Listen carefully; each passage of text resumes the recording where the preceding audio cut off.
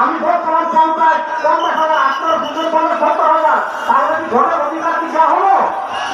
আমরা চাই যাতে বাংলাদেশের মানুষের কোনো ভোটের অধিকার পূর্ণ করতে কোনো ভোট হতে ফর্ম না হয়, কোনো ভোট হতে কোষে না হয়। সুতরাং 4 পদ্ধতিতে যদি নির্বাচন হয়, বাংলাদেশের সংখ্যা যদি বিকল্প বিশিষ্ট হয়, তাহলে আমাদের কি হবে? নিম্নকক্ষ আমাদেরকে ভোট রয়েছে, নিম্নকক্ষের সদস্য হবে আর সক্রিয় আমাদের সন্তান প্রতিনিধিত্ব